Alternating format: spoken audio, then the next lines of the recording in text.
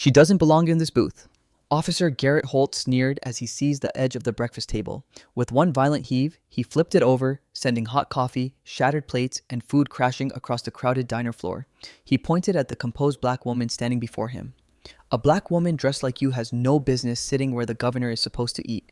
Move before I drag you out myself. The entire diner fell silent. Garrett stepped closer, his lip curling with contempt. Look at that cheap coat. You probably wandered in here hoping someone would mistake you for a person who matters. A few customers gasped, but he only grew louder. People like you should be grateful we let you through the front door. Now pick up this mess and use the service exit where you belong. The waitress rushed forward, trembling. Officer, she hasn't done anything. Garrett shoved her aside and reached for the woman's wrist. The woman never flinched. She calmly wiped coffee from her sleeve and held his gaze with quiet dignity. An elderly veteran rose from his seat. Take your hands off her. Garrett turned toward him. Sit down, old man, unless you want handcuffs too. Then, black government SUVs rolled into the parking lot. The diner door opened. The governor stepped inside, and Officer Holt still had no idea whose wrist he was about to grab. Before we reveal the truth, tell us where you're watching from and what time it is in your city. If this injustice made your blood boil, share your thoughts in the comments and subscribe, because the moment of reckoning is coming. The little diner on Main Street looked like every other small-town restaurant waking up with the morning sun. Fresh coffee filled the air. Country music drifted softly from an old speaker above the counter. Truck drivers traded jokes over pancakes, while retired couples lingered over newspapers that still smelled of fresh ink. A dark gray pickup truck rolled quietly into the parking lot. No flashing lights, no security detail, no government plates. A middle-aged black woman stepped out alone. She wore a navy blue coat that had clearly seen years of use, comfortable walking shoes, and carried a worn leather notebook instead of an expensive handbag. Her silver-streaked curls were tucked beneath a simple knit hat, making her look more like a retired schoolteacher than one of the most influential lawmakers in Washington. Senator Celine Voss preferred it that way. For years, she had quietly traveled across America without announcing her visits. While most politicians relied on prepared speeches and carefully staged town halls, Celine believed the truth lived in ordinary conversations inside diners, grocery stores, churches, and bus stations where cameras rarely followed. Ashridge had appeared on her schedule because of something disturbing. Over recent months, her office had received dozens of handwritten complaints from residents describing intimidation, racial profiling, and unexplained arrests involving the Ashridge Police Department. Most letters mentioned one name, Officer Garrett Holt. Instead of requesting official reports, Celine decided to see the town with her own eyes. The diner was her first stop. As she entered, a cheerful young waitress looked up with a warm smile. Good morning. Sit anywhere you'd like. Her name tag read Lila Grant. She couldn't have been long out of school. Celine returned the smile. Thank you. It smells wonderful in here. Lila laughed. My grandma says coffee fixes almost everything. I hope she's right. Lila led her toward the booth beside the front window. Celine paused. Is this seat available? Of course, Lila answered. You're actually my first customer in this section. Celine slid into the booth, opened her notebook, and quietly observed the room. She wasn't taking political notes. She was watching people. A father splitting pancakes between his daughters. An elderly veteran folding a tiny American flag back into his jacket pocket after breakfast. Construction workers leaving generous tips despite looking exhausted. America looked very different when no one knew a senator was watching. Lila soon returned carrying fresh coffee. What can I get you? The house breakfast, please. Coming right up. As Lila walked away, Celine noticed several customers greeting one another by name. It felt like a community, but underneath the friendly smiles, something else lingered. Every time a police cruiser drove past the front windows, conversation stopped for just a moment, then resumed as if everyone had learned to be careful. Later, the front door swung open. Officer Garrett Holt entered wearing a perfectly pressed uniform, tall, confident, smiling. Several customers nodded politely. Others immediately looked away. Garrett walked through the diner as though he owned it. He slapped one regular customer on the shoulder, joked with another, accepted a free cup of coffee without paying. Celine watched quietly. She noticed something subtle. People smiled because they felt obligated to, not because they were happy to see him. Garrett's eyes swept across the restaurant, then stopped on her. He frowned. He had lived in Ashridge his entire life. He recognized nearly every face in town. The woman sitting in booth 7 wasn't one of them. He walked toward the counter. Who's the newcomer? Lila glanced over. Oh, just a traveler, I think. Garrett narrowed his eyes. Traveler? She was very polite. I didn't ask whether she was polite. Lila hesitated. No, sir. Garrett stirred his coffee without taking his eyes off Celine. Did she ask for that booth? Lila looked confused. No, I offered it. The governor's people reserved that booth. Lila blinked. They called and said they might stop by, but they never confirmed. Might. Garrett repeated the word with exaggerated emphasis, which means nobody sits there. Lila lowered her voice. There wasn't a reservation card. There doesn't have to be. He leaned closer. You need to start paying attention. Across the room, Celine quietly continued writing in her notebook. She wasn't recording names. Instead, she wrote one sentence. Authority reveals character faster than comfort ever can. She closed the notebook. Lila delivered breakfast with an apologetic smile. I'm sorry if that felt awkward. Celine looked up kindly. You have nothing to apologize for. I just don't want anyone bothering you. Celine smiled again. I've learned that kindness often comes from people who have the least power. Lila didn't fully understand the remark, but something about the woman's calm confidence stayed with her. Outside, another patrol car slowly cruised past the diner. Garrett watched it through the window, then looked back toward booth 7. Something about the stranger irritated him. She wasn't nervous. She wasn't trying to impress anyone. Most people became uncomfortable the moment he entered a room. She hadn't even looked at him twice. His pride interpreted her composure as disrespect. He set his coffee cup down slowly, deliberately, then straightened his uniform. I'm going to have a little conversation with our visitor. Lila's heart skipped. Officer, she's literally just eating breakfast. Garrett gave a humorless smile.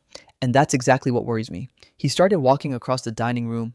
Every step echoed against the old wooden floor. Conversations faded. Forks stopped moving. The elderly veteran quietly folded his newspaper. Truck drivers exchanged uneasy glances. Without realizing why, the entire diner sensed that something ugly was about to happen. Celine calmly lifted another sip of coffee. She heard the footsteps approaching behind her. She never turned around. Garrett stopped beside booth 7. His shadow stretched across her table. Then, in a voice loud enough for every customer to hear, he asked the question that would set the entire morning, and eventually his own career, on a path from arrogance to ruin. Mind telling me why you're sitting in a booth that was never meant for someone like you? Senator Celine Voss slowly set her coffee cup onto its saucer before looking up at Officer Garrett Holt. His shadow covered half the table. The entire diner had fallen unnaturally quiet. She offered him the same calm smile she had given Lila only moments earlier. Good morning, officer. Is there something I can help you with? Garrett folded his arms. You can start by explaining why you're sitting in this booth. Celine glanced around, genuinely puzzled. The waitress told me it was available. It isn't. There wasn't a reservation sign. There doesn't need to be one. Celine nodded politely. If someone has reserved it, I'd be happy to move after I finish my breakfast. Garrett let out a sarcastic laugh. That's not how this works. He leaned down until his face was only inches from hers. You don't get to negotiate with me. Several customers exchanged uneasy looks. Lila hurried over from the counter. Officer Holt, she said nervously. I seated her myself. She asked first. This isn't her fault. Garrett turned sharply. I wasn't talking to you. I just thought, I don't pay you to think. Lila's face turned pale. Celine watched the young waitress quietly lower her eyes, then spoke in a steady voice. Please don't scold her. She has treated me with nothing but kindness. Garrett looked back at Celine. There you go again. What do you mean? Acting like you're somebody important. Celine tilted her head slightly. I'm simply asking that you treat people with respect. The corners of Garrett's mouth curled into a mocking grin. Respect? He laughed loudly enough for everyone to hear. You haven't earned respect. A truck driver at the counter slowly shook his head. Garrett ignored him. Instead, he pointed directly at Celine's table. That booth is reserved for the governor. Celine answered calmly. I was told there was only a possibility someone important might come today. There is. Then I'll gladly move when they arrive.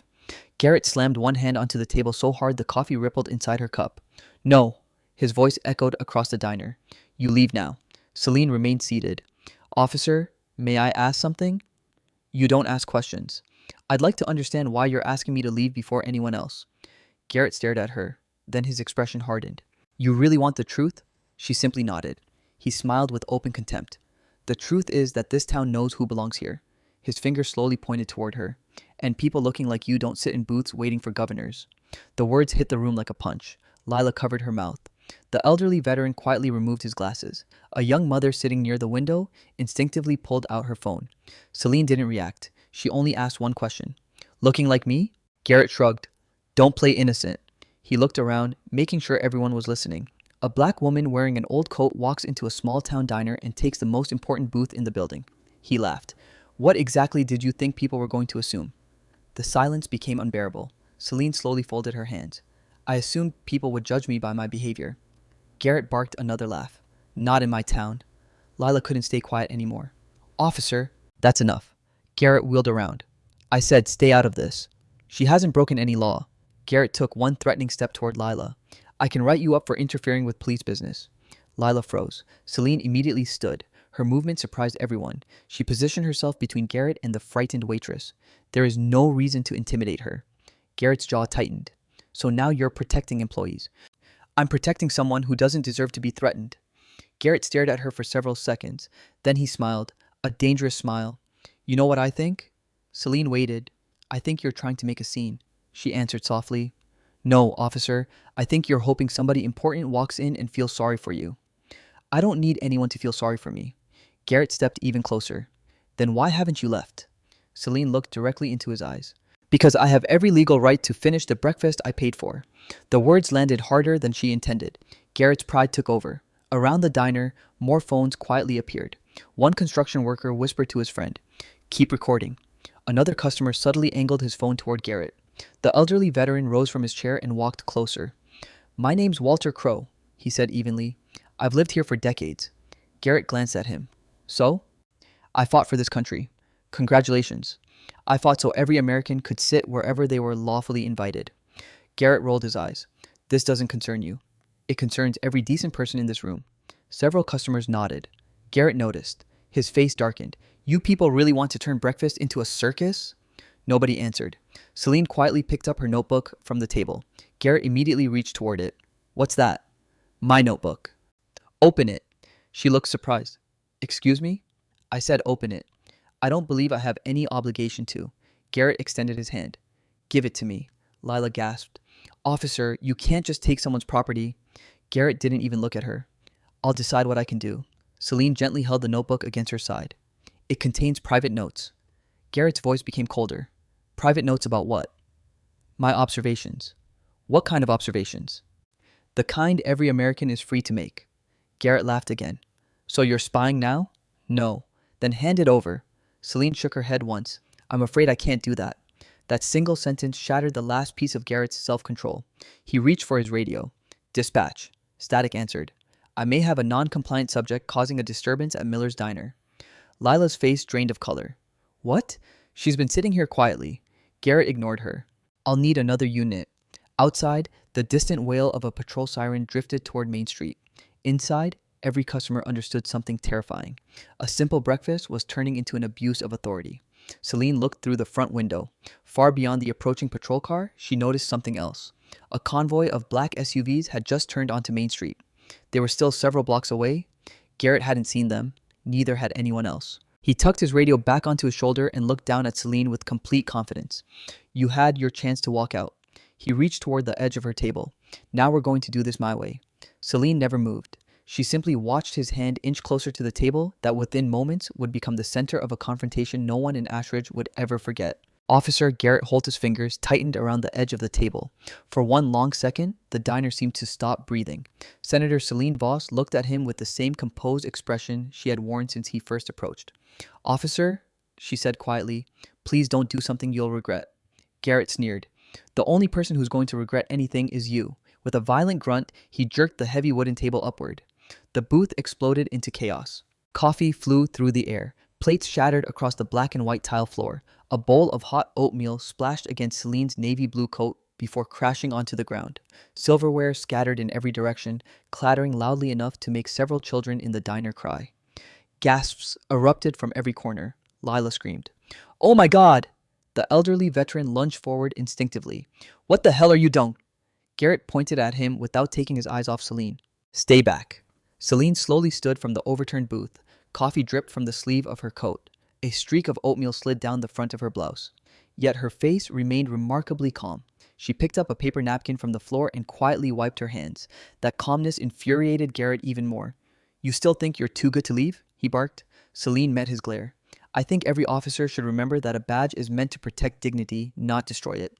Garrett laughed harshly. Save the speeches. He kicked one of the broken plates across the floor. You made this mess. Now clean it up.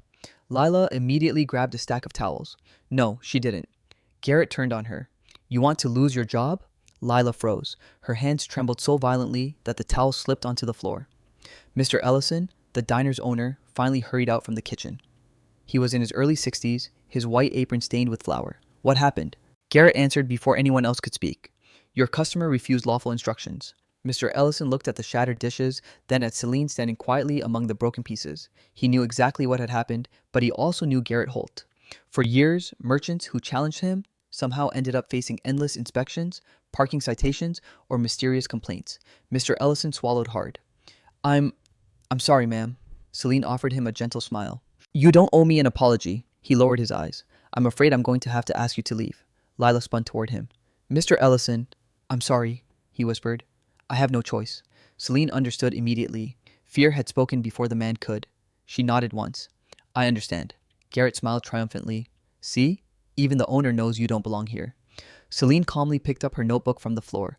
One corner had been bent when the table flipped over. She gently straightened it with her thumb. Garrett noticed. You care more about that notebook than your pride. It contains things that matter. So does common sense.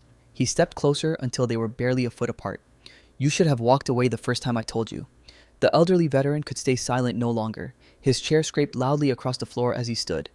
My name is Walter Crowe. Garrett sighed dramatically. I already heard you.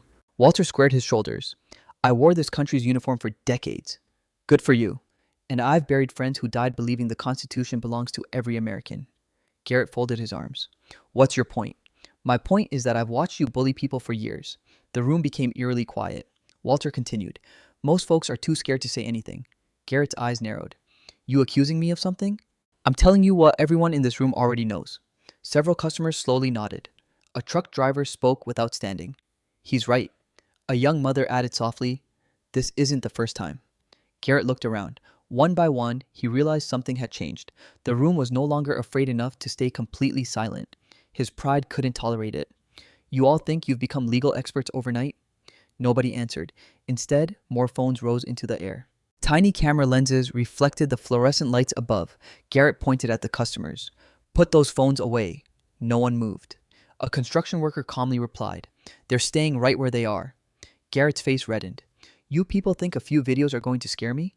Celine finally spoke again. They're not trying to scare you. He looked at her. They're preserving the truth. Those 4 words struck harder than any accusation. Garrett's jaw clenched. Without warning, he reached toward Celine's wrist. I'm placing you under investigative detention. Lila stepped between them. For what? Garrett shoved her backward. She stumbled into the counter, barely catching herself before falling. The entire diner erupted. Hey, don't touch her! What are you doing? Walter immediately moved beside Lila. You all right? She nodded through tears. Garrett pointed at everyone. Anybody else interfere and you'll be arrested too. Then he grabbed Celine's wrist. His grip was firm. Too firm. Celine looked down at his hand before raising her eyes to meet his. You still have time to let go. Garrett leaned closer. Not happening. At that exact moment, a deep rumble echoed outside. Not one vehicle. Several heads turned toward the front windows.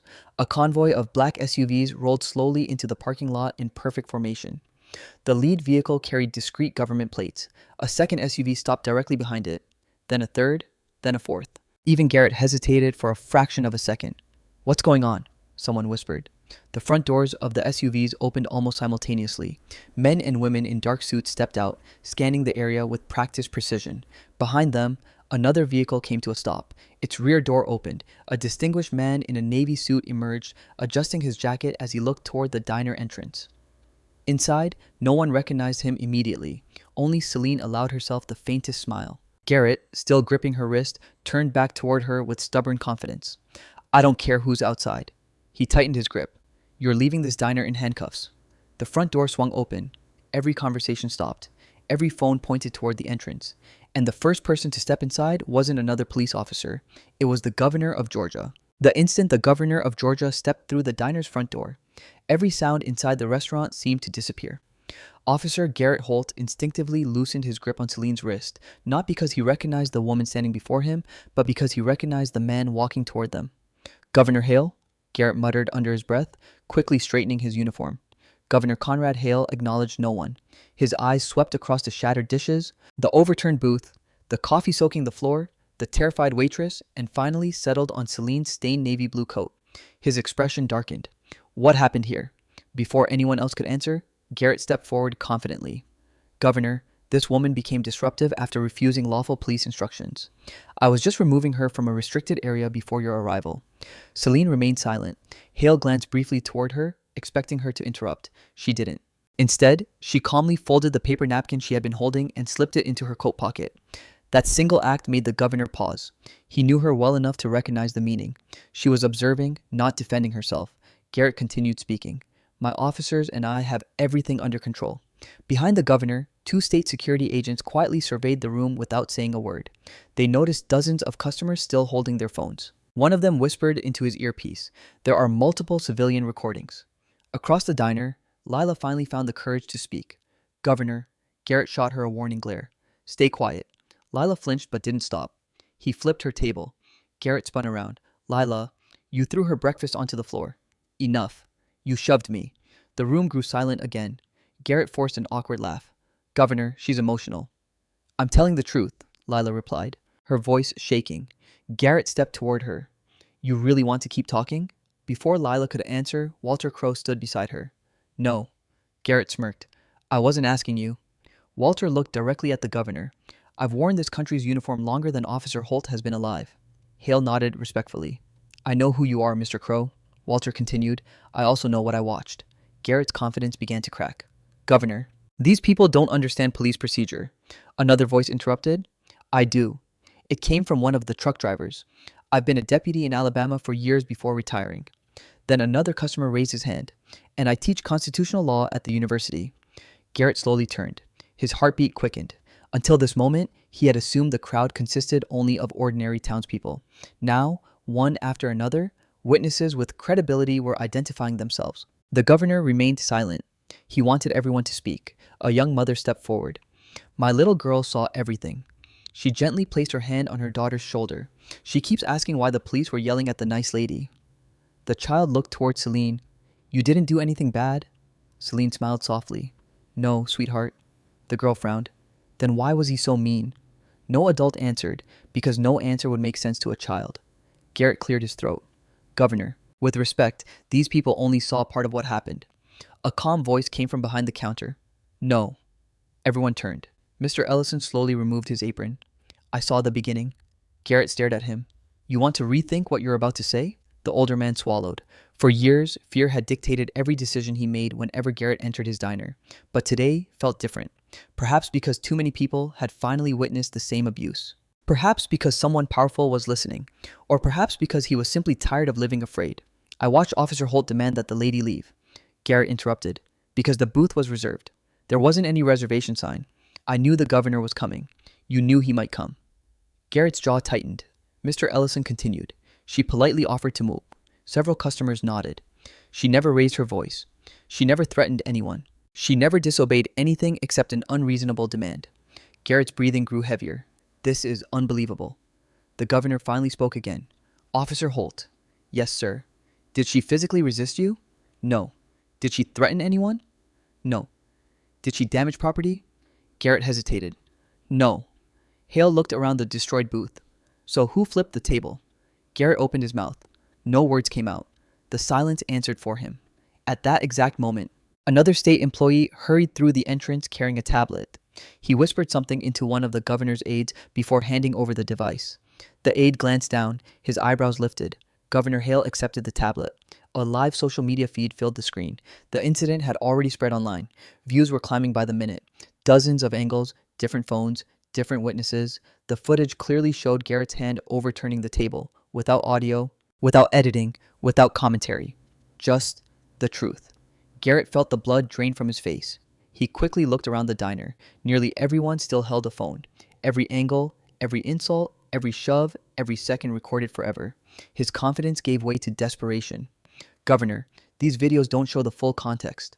Before Hale could respond, one of the security agents quietly approached. "Sir, what is it?" "We've just received a call from your office." Hale nodded. "And the senator's office is asking whether your scheduled meeting has begun." Garrett frowned. "The senator?" The security agent looked confused. "Yes, the senator was supposed to meet you here." Garrett glanced around the diner. There wasn't a single senator in sight, at least none that he recognized. Hale slowly turned toward Celine. She still hadn't said a single word about who she was. She simply stood there with coffee stains on her coat, watching everything unfold. The governor gave the slightest knowing smile. Garrett noticed it. A knot formed in his stomach. For the first time that morning, a terrifying thought crossed his mind. What if the woman he had humiliated wasn't an ordinary traveler at all? The question hung in the air like a storm cloud. What if the woman he had humiliated wasn't an ordinary traveler at all? Officer Garrett Holt forced himself to dismiss the thought. Impossible. If she were anyone important, she would have said so the moment he approached. She would have flashed an identification card, called a lawyer, demanded protection. Instead, she had simply stood there, calm, patient, almost as if she had expected every cruel word that came out of his mouth. Garrett swallowed hard. "Governor," he said, forcing a confident smile, "there must be some misunderstanding. The senator you're expecting obviously isn't here." Governor Conrad Hale didn't answer immediately. Instead, he kept looking at Celine. There was something almost respectful in his expression, but strangely restrained, as though he were waiting for the right moment. Lila noticed it too. She quietly walked toward Celine with a clean towel. "Ma'am." Celine accepted it with a grateful smile. "Thank you, Lila. I'm so sorry this happened." "You have nothing to apologize for." Lila hesitated. I feel like I've seen you somewhere before." Celine chuckled softly. "I've been around." "No." Lila narrowed her eyes. "It wasn't around here." She stared at Celine's face. The calm eyes, the silver curls, the gentle smile. Something clicked in the back of her mind. Last autumn, election season, a television interview playing on the small TV mounted above the diner's counter. Lila's breathing caught. She whispered almost to herself, "No way." Garrett noticed. "What?" Lila looked at him. "I think," her voice shook, "I think I know who she is." Garrett laughed. "You've lost your mind." Lila ignored him. She looked back at Celine. "Were you ever interviewed on national public affairs?" Celine answered carefully. "I've done a few interviews over the years." Lila's eyes widened even further. "Oh my God," Garrett scoffed. "So what? Plenty of people go on television." But another customer suddenly spoke up. The retired constitutional law professor slowly removed his glasses. I knew her face looked familiar. He stood, then looked directly at Celine. "I attended a Senate Judiciary hearing in Washington." The diner fell silent. "You chaired the hearing." Garrett turned sharply. "What?" The professor continued. "I remember your closing remarks about equal justice under the law." Celine remained silent. Garrett barked another laugh. "Professor, with all due respect, you're mistaken." The older man never looked away from Celine. "No, I'm not." Garrett felt irritation turning into panic. "This is ridiculous." Before anyone could answer, another voice joined the conversation. It came from one of the state security agents standing near the entrance. He had been silent since arriving, until now. He looked toward Celine. "Ma'am." The governor gave him a subtle glance. The agent immediately stopped speaking. Garrett noticed. Why had the governor stopped him? What was everyone waiting for? Across the diner, Mr. Ellison quietly disappeared into the office behind the kitchen. A minute later, he returned carrying a small black DVR box connected to the restaurant's security cameras. He placed it carefully on the counter. Garrett frowned. "What's that for?" "The cameras." Garrett's stomach tightened. "They've been recording all morning." "No kidding." Mr. Ellison met his eyes for the first time in years. "I made backup copies too." Garrett's confidence cracked a little more. "You weren't supposed to do that. I've started making backups every day." "Since when?" "Since months ago." Garrett stared. "Why?" Mr. Ellison answered honestly. "Because too many things kept happening in this diner." Nobody said another word. The meaning was painfully clear. This wasn't the first complaint. Walter Crowe folded his arms. "I told you." Garrett looked around desperately. He needed someone, anyone, to support him. Instead, he found only lowered expressions and silent disappointment. Even the second patrol officer, who had arrived earlier, stood quietly beside the entrance without saying a word. Garrett called out, "Deputy Soto?" The younger officer looked uncomfortable. "Sir, you were responding to my call?" "Yes, sir." "Tell them I was following procedure." Soto hesitated. Everyone watched him. Finally, he answered, I arrived after the table had already been overturned." Garrett's jaw tightened. "But you saw she was refusing orders." Soto lowered his eyes. "I didn't personally witness that." Garrett realized he was standing alone, completely alone. Outside, local reporters had begun gathering after seeing the line of government SUVs. Camera crews hurried across the parking lot. News vans arrived one after another. Inside the diner, phones buzzed nonstop. Lila glanced down at hers. "Oh, what?" Walter asked. She turned the screen toward him. "The video." It already had millions of views. Comments flooded in faster than anyone could read. "Who is the woman?" "That officer should be fired." "Someone identify her." The governor is there. Another alert appeared. A regional news station had started broadcasting the footage live. Garrett stared at the screen. His face was visible. Every insult, every shove, every second, live. He suddenly reached toward Lila. Give me the phone. She instinctively stepped backward. No. I said give it here. Governor Hale's voice stopped him. Officer Holt. Garrett froze. You will not touch another citizen. The words were calm but unmistakably authoritative. Garrett slowly lowered his hand. The governor turned toward Celine once more. His expression softened. We've delayed our meeting long enough. Garrett frowned. Meeting? Celine gave a nearly invisible nod. Yes. The governor smiled politely. I apologize for keeping you waiting. The room fell silent. Garrett blinked. Waiting? His eyes moved from the governor to Celine and back again. Lila covered her mouth. The professor slowly smiled. Walter Crowe exhaled deeply. Every piece of the puzzle was beginning to fall into place. Yet Garrett still couldn't accept what his instincts were screaming. He forced out one last nervous laugh. Governor, you can't seriously mean... Hale looked directly into his eyes. I mean exactly what you think I mean. Before Garrett could ask another question, the diner's front door opened once again. 3 men and 2 women entered wearing dark business suits. Each carried a leather credential wallet embossed with the seal of the United States Senate. One of them scanned the room. The moment his eyes found Celine, he walked straight toward her. Then, in front of every customer, every reporter, every state official, and every camera recording the scene, he stopped beside the coffee-stained woman Garrett had called someone who didn't belong. He respectfully bowed his head. Good morning, Senator Voss. The entire diner went utterly silent. Officer Garrett Holt's face turned ghost white. Good. Good morning, Senator. The senior congressional aide ignored him completely. Instead, he carefully took off his suit jacket and respectfully draped it over Celine Voss's coffee-stained shoulders. I'm deeply sorry we weren't here a few minutes sooner, Senator. Celine offered a reassuring smile. No one could have predicted this. The aide looked at the stains covering her blouse. I'm afraid they predicted more than you realize. Garrett frowned. What does that mean? The aide slowly turned toward him. It means Senator Voss has been conducting an unannounced statewide fact-finding tour for months. The word struck Garrett harder than any physical blow. His heartbeat thundered in his ears. Governor Conrad Hale folded his hands behind his back. The senator requested that no local authority be notified before her visits. Garrett forced out a nervous laugh. So this is some kind of inspection. Celine finally spoke. It began as one. She looked around the diner. Now it has become something much larger. Outside, television cameras were multiplying by the minute. Reporters stood behind police tape hastily placed by state troopers who had just arrived. The words breaking news flashed across several satellite news vans. Inside, Lila quietly wiped tears from her cheeks. I knew I'd seen you somewhere. Celine smiled warmly. I'm glad you remembered my face. Lila shook her head. I remembered something else. What was that? The way you talked about dignity. Celine's expression softened. My mother taught me that dignity is the one thing no one can take unless we surrender it. Lila looked at the overturned table. You never surrendered yours. Across the room, Walter Crowe nodded proudly. That's exactly what I was thinking. Garrett suddenly stepped forward. Governor, Senator, I'd like an opportunity to explain. Governor Hale didn't answer. Celine did. You've had that opportunity since the moment you walked into this diner. Garrett swallowed. I misjudged the situation. No. She calmly met his eyes. You judged me. The room fell silent. Garrett lowered his voice. I didn't know who you were. Celine's answer came instantly. Exactly. Those single words landed like a hammer.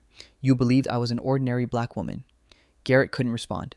You assumed I had no influence. Silence. You assumed no one important would defend me. Still silence. You assumed your badge gave you permission to humiliate me. Garrett looked toward the floor. Celine continued quietly. And that is precisely why this is no longer about me. Several reporters standing outside began broadcasting live through the restaurant windows. One camera zoomed in as Garrett struggled to find words. I made a mistake. Walter spoke from behind him. No. Garrett turned. Walter's voice was steady. A mistake is spilling coffee. He pointed toward the shattered dishes. What you did was a choice. The retired constitutional law professor added calmly, You made that choice repeatedly. Lila nodded. You had so many chances to stop. Mr. Ellison stepped forward. She offered to move. Walter continued. She asked you to treat people respectfully.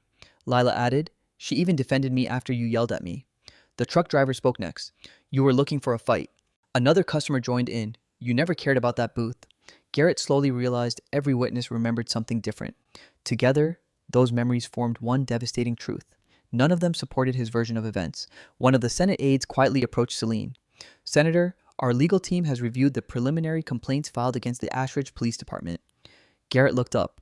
Complaints? The aide continued.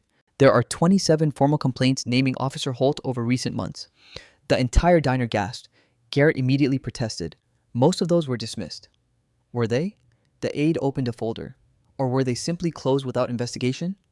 Garrett's breathing became uneven. Governor Hale slowly turned toward the director of the Georgia Bureau of Investigation, who had quietly entered with the latest group of officials. Director Nora Ellison, a tall woman in a charcoal gray suit, stepped forward. Governor, have your investigators reviewed the files? Yes. And she looked directly at Garrett. We found disturbing irregularities. Garrett felt his knees weaken. Several body camera recordings are missing. Another pause. Multiple incident reports contain identical language copied across unrelated arrests. Another page turned. Evidence logs appear to have been altered. The room fell completely silent. Garrett whispered, "That's impossible." Director Ellison didn't flinch. We've also confirmed that today's incident was captured from 6 independent civilian angles and 4 security cameras. Mr. Ellison quietly lifted the DVR box. I made 3 backup copies. Garrett closed his eyes for a brief moment. His last hope disappeared. Outside, chants began rising from the growing crowd. Justice! Hold him accountable! Do the right thing! The sound drifted through the diner's windows. Celine looked toward the gathering citizens. They aren't here because of me. Everyone listened. They're here because they've been waiting for someone to believe them. Governor Hale slowly nodded. And today, he looked around the room, they finally have witnesses. Garrett suddenly took one desperate step toward Celine. Senator, his voice cracked. I've served this town for years. She answered gently. Then you should have understood that public service is built on public trust. I can fix this. You can't undo what every person in this room experienced. Garrett's shoulders sagged. The arrogance that had filled the diner only a short time earlier had vanished. In its place stood a frightened man watching his entire career collapse. Director Ellison quietly removed a document from her folder. Governor Hale nodded. Proceed. She looked directly at Garrett Holt. Effective immediately, you are relieved of all law enforcement authority pending a criminal and administrative investigation. A state investigator stepped forward carrying an evidence bag. Garrett instinctively looked down at the silver badge pinned proudly to his chest. For the first time in years, someone was about to take it away. Officer Garrett Holt stared at the silver badge pinned to his chest. For years, it had been the symbol of his authority. Now it felt heavier than ever.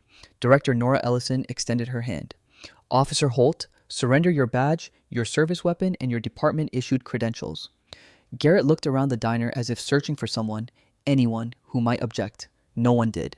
The deputy who had answered his call earlier quietly lowered his eyes. Even he couldn't stand beside Garrett anymore. With trembling fingers, Garrett unclipped the badge from his uniform. The metallic click echoed through the silent diner. He hesitated. This doesn't have to happen here. Director Ellison's expression never changed. It already did. Garrett slowly placed the badge into the evidence bag. Then came his radio, his handcuffs, his sidearm. Each piece of equipment disappeared into separate evidence bags, one after another. Every item represented power he had abused. Every item reminded the crowd that authority without integrity was nothing more than intimidation. Outside, reporters captured every second through the diner windows. Breaking news banners rolled across television screens throughout Georgia. Officer relieved of duty after incident involving U.S. Senator.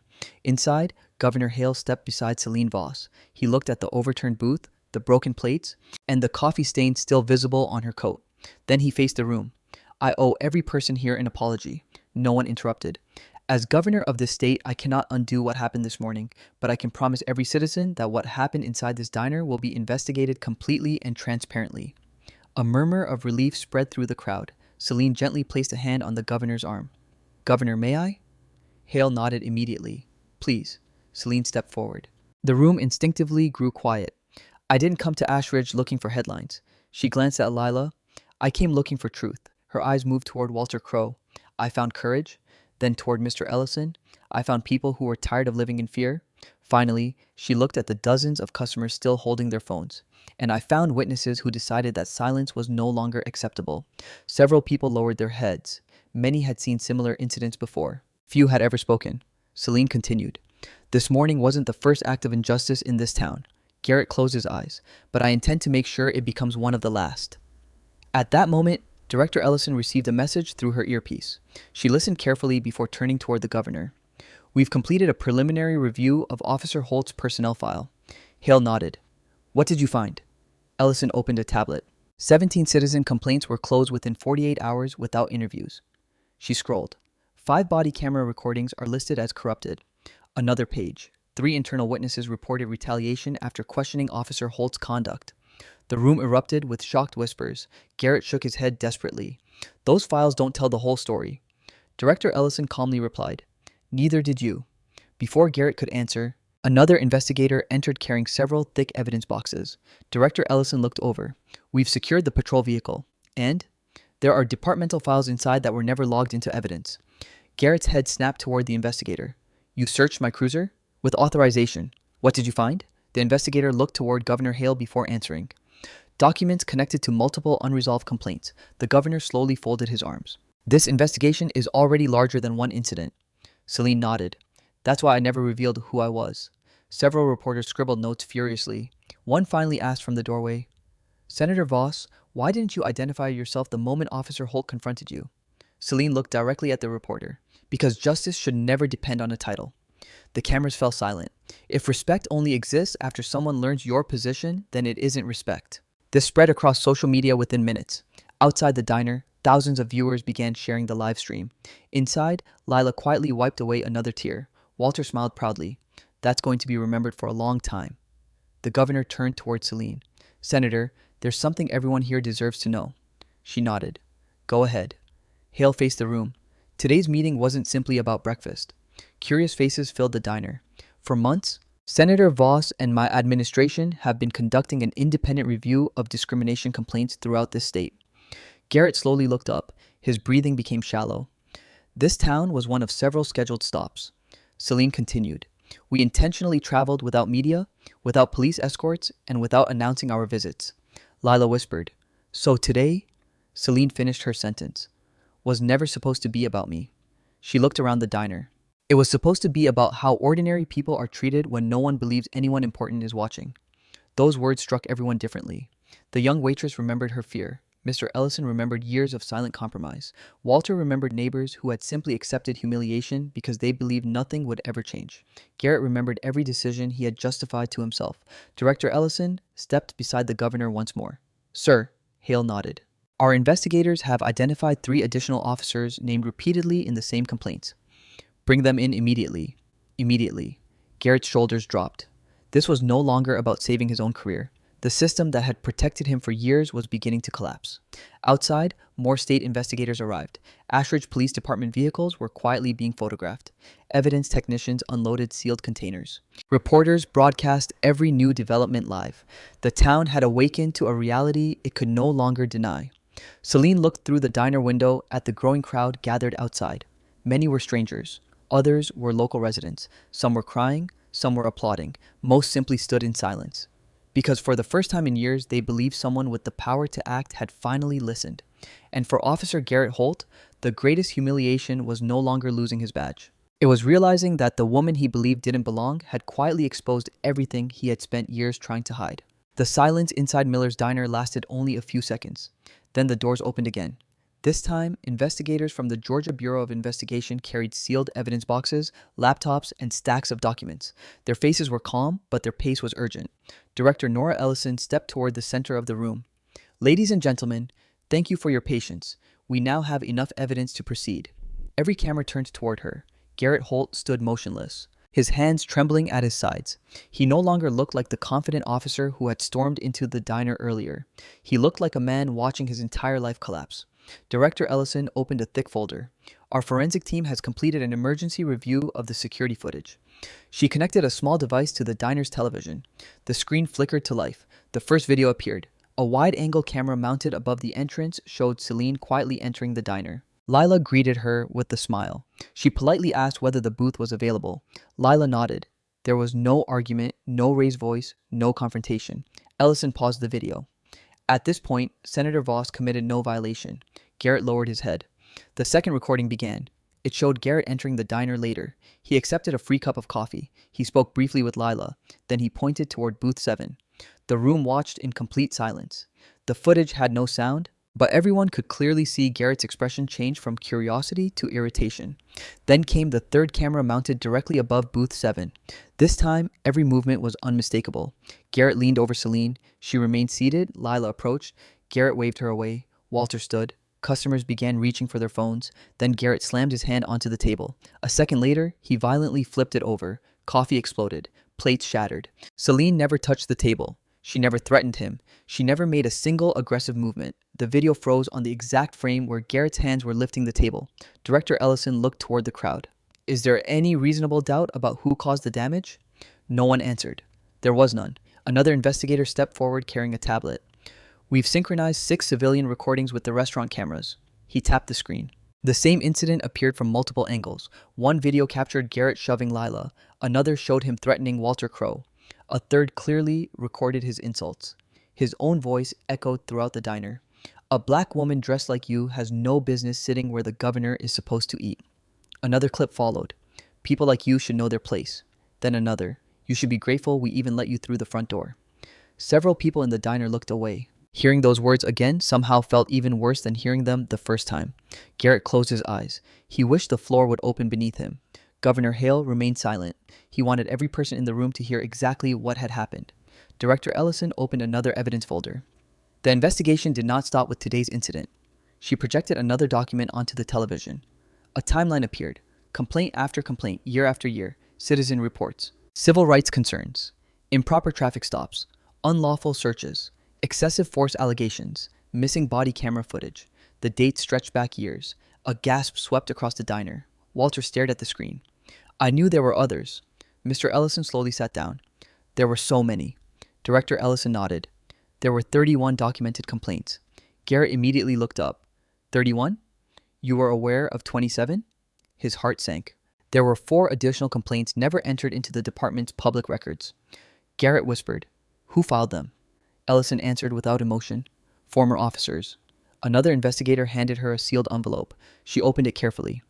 3 officers resigned within recent years. She looked directly at Garrett. Each independently reported pressure to alter reports involving your arrests. The younger Deputy Soto looked stunned. You mean, Ellison nodded, internal retaliation. Garrett's voice cracked. I never ordered anyone to falsify reports. No. Ellison held up another signed statement. But according to sworn testimony, you repeatedly instructed junior officers to leave out facts that contradicted your version of events. Soto slowly stepped backward. He remembered late-night paperwork, reports rewritten, small details disappearing, things that hadn't felt right. He had convinced himself that experienced officers simply knew better. Now he realized he had witnessed something far more serious. Governor Hale turned toward Soto. Deputy Soto. He stood at attention instinctively. Sir, you cooperated today. Yes, Governor. Continue cooperating. I will. Garrett stared at the younger officer in disbelief. You can't seriously be turning against me. Soto looked at him sadly. I'm not turning against you. He swallowed. I'm standing with the truth. Those words struck harder than the badge being taken away. Outside, cheers erupted as news stations announced that the state had officially opened a criminal investigation into the Ashridge Police Department. Inside the diner, Celine finally walked toward the television. She looked at the frozen image of herself standing quietly while Garrett overturned the table. For several moments, she said nothing. Then she turned to the crowd. Everyone keeps asking why I stayed silent. Every eye focused on her. I stayed silent because I wanted to know how an ordinary citizen would be treated. She paused. Unfortunately, her voice softened. Today, I found my answer. Lila wiped away fresh tears. So many people must have gone through this. Celine nodded. They did. She looked toward Governor Hale. But starting today, her eyes moved across the faces of Ashridge residents. They won't have to face it alone. Director Ellison closed the final evidence folder. The facts are now clear. Governor Hale took one step forward. As governor of Georgia, I am ordering a full civil rights audit of the Ashridge Police Department, effective immediately. The room erupted into applause. Garrett Holt stood perfectly still. The applause wasn't celebrating his downfall. It was celebrating something far more important. For the first time in years, the truth had finally become stronger than fear. The applause inside Miller's diner slowly faded. Not because people had stopped believing, but because they realized this was no longer just the end of one incident. It was the beginning of accountability. Governor Conrad Hale looked toward Director Nora Ellison. Director, execute the order. Ellison nodded once. Yes, Governor. She turned to 2 GBI investigators. Secure Officer Holt's personnel records. Notify the district attorney. Suspend all pending cases in which Officer Holt served as the primary arresting officer until they can be reviewed. Yes, ma'am. Garrett Holt stood frozen, his shoulders slumped. The confidence that had once filled every room he entered had completely disappeared. He watched as investigators walked past him, not with anger, but with quiet professionalism. For the first time in years, he had no authority to stop them. Governor Hale faced the assembled reporters. Effective immediately, Officer Garrett Holt is terminated from active service pending criminal prosecution and decertification proceedings. Additionally, I am directing a full independent audit of the Ashridge Police Department, including every civil rights complaint filed over recent years. The reporters scribbled furiously. Camera shutters echoed throughout the diner. One journalist raised her hand. Governor, how many investigations could this affect? Hale answered honestly. We won't know until every file is reviewed. Director Ellison added, but no complaint will be ignored again. Those words were met with another wave of applause. Garrett lowered his head. He finally understood that he hadn't lost because a senator happened to be sitting in booth 7. He had lost because the truth had finally found enough witnesses. Across the diner, Mr. Ellison slowly approached Celine. His hands shook as he removed his apron. Senator Voss. She turned with her familiar warm smile. I'm deeply ashamed. You have nothing to be ashamed of. I asked you to leave. You were afraid. I should have done more. Celine gently placed a hand on his shoulder. Courage isn't the absence of fear. She smiled softly. It's choosing to do what's right, even when fear is standing beside you. Mr. Ellison's eyes filled with tears. I don't deserve your kindness. You deserve the chance to become the man you wanted to be this morning. The older man nodded silently. Nearby, Lila walked over carrying a fresh cup of coffee. She hesitated. I know it's probably not the breakfast you planned. Celine laughed quietly. I've had worse mornings. The room shared its first genuine laugh of the day. Lila placed the coffee on a clean table. This one's on the house. Celine smiled. I'd rather pay. No. Lila shook her head. It's our way of saying thank you. Celine accepted the cup. Then I'll gladly accept. Walter Crowe stepped beside her. I've been waiting a long time to see a day like today. Celine looked at him. So have I. Walter extended his weathered hand. I fought overseas believing justice would always win. Celine shook his hand firmly. It doesn't always win quickly. She glanced around the diner. But it wins because ordinary people decide it matters. Walter smiled proudly. I'll remember that. Outside, the crowd had grown into hundreds. When Celine finally stepped through the front doors beside Governor Hale, the crowd fell completely silent. Nobody had been instructed to do so. Respect arrived naturally. One elderly woman slowly began clapping. Then another. Soon, the entire parking lot erupted into applause. Not because a senator had appeared, but because they had witnessed someone who refused to surrender her dignity even when she stood completely alone. Television cameras followed Celine toward a small podium hastily arranged outside the diner. She looked over the crowd before speaking. This morning, many people apologized to me. She paused. I accept every sincere apology, but this story should never become about one public official. She pointed gently toward Lila standing in the doorway. It should be about a young waitress who spoke when staying silent would have been safer. She looked toward Walter. It should be about a veteran who remembered the oath he took decades ago. She nodded toward Mr. Ellison. It should be about a business owner who finally chose truth over fear. Finally, she looked across the faces of Ashridge residents. And it should be about every person who lifted a phone today, not for attention, but for accountability. The applause returned louder than before. Governor Hale stepped forward one final time. Today, I will sign an executive order creating a statewide civil dignity review task force. Every citizen deserves to know that no badge, no title, and no position places anyone above the law. Cheers echoed across the parking lot. As officers from neighboring counties quietly escorted Garrett Holt to an unmarked state vehicle, he stopped and looked back at the diner. The overturned booth had already been set upright. Broken dishes had been swept away. Fresh coffee was being poured. Life was moving forward. For years, he had believed fear was the strongest force in town. He was wrong. Truth was stronger. Courage was stronger. And the quiet dignity of one woman had accomplished what years of silence never could. Later, the Georgia Bureau of Investigation announced criminal charges against Garrett Holt, while multiple senior officials within the Ashridge Police Department resigned or were removed following the audit. Several wrongfully dismissed complaints were reopened, and new departmental policies on bias training, body camera accountability, and civilian oversight were adopted across the region. Lila Grant accepted a scholarship to study criminal justice, inspired by the belief that fairness begins with ordinary people willing to speak up. Walter Crowe was invited to address new police academy graduates about honor, service, and the meaning of the Constitution. Mr. Ellison placed a simple bronze plaque beside booth 7. It read, "Respect is not earned by status, it is owed to every human being the moment they walk through the door. Later still, Celine Voss quietly returned to Ashridge. No cameras, no motorcade, no reporters. She ordered the same breakfast, sat in the same booth. This time, a little girl recognized her and smiled. "You're the lady who helped our town." Celine smiled back. "No." She gently stirred her coffee. "Your town helped itself the day good people decided they would no longer look away. And in that small diner where hatred had once overturned a table, hope quietly found a permanent seat." True character is revealed not by how we treat the powerful, but by how we treat those we believe have no power at all. If this story reminded you that dignity, courage, and truth can change an entire community, share your thoughts in the comments and tell us where you're watching from. Don't forget to subscribe for more inspiring stories of justice and the strength of the human spirit.